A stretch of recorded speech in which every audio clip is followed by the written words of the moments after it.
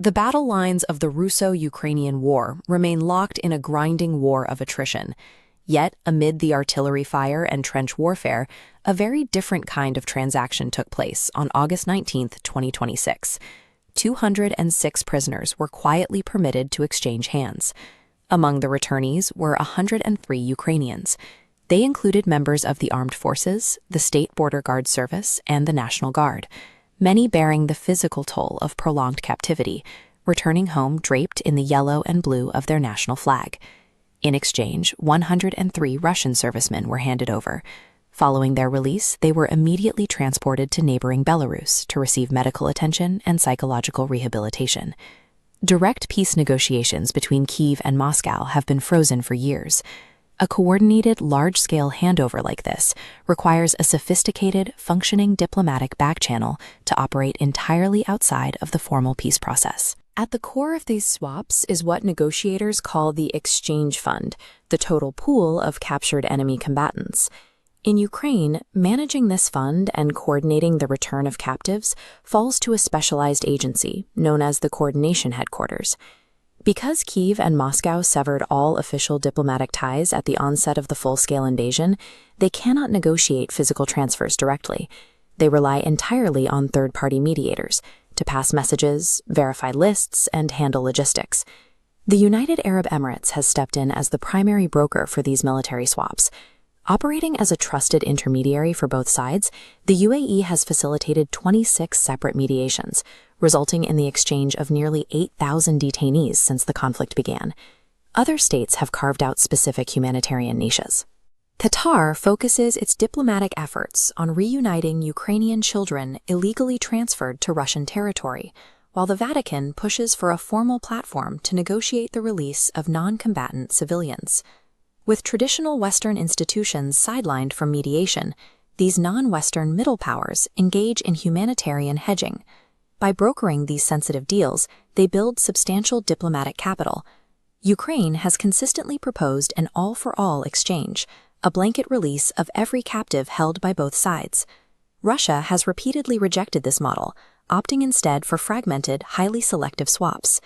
This resistance stems from asymmetric leverage, determined by the domestic political pressure a capture exerts on their home government. That leverage shifted dramatically in August 2024. By capturing hundreds of Russian personnel in the Kursk region, Kiev rapidly tipped the mathematical balance in its favor. Crucially, many of the troops taken prisoner in Kursk were young, inexperienced conscripts stationed along the border.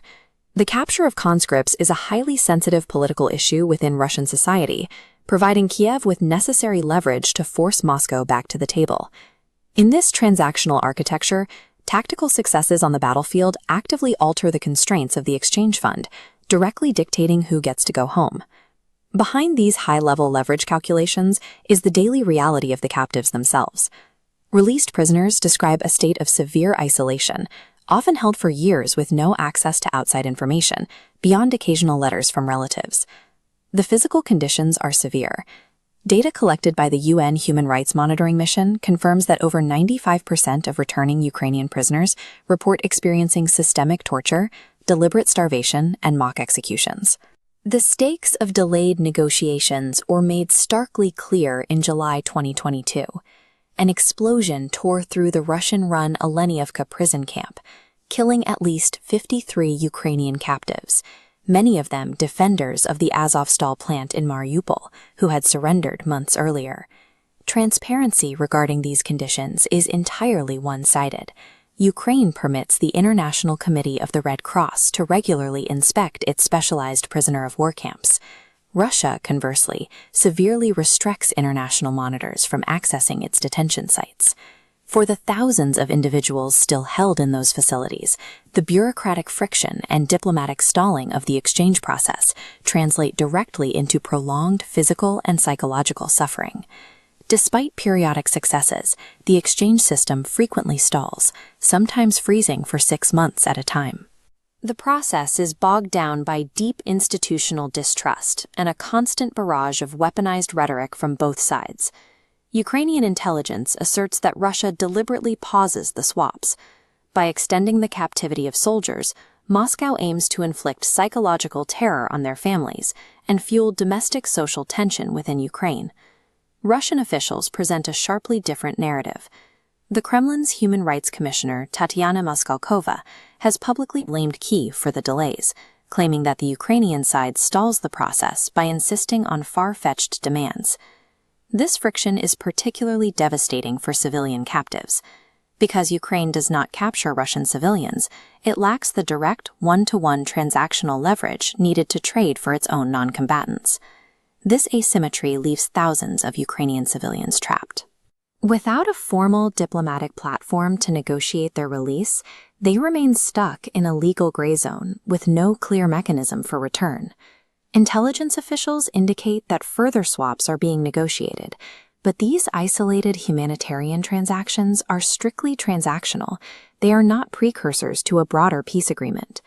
The scale of the unresolved crisis is massive. The Ukrainian government estimates that roughly 7,000 of its citizens, both soldiers and civilians, remain in Russian custody today.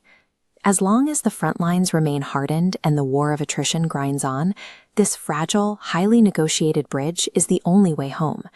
The question is how long it can survive under the weight of the conflict.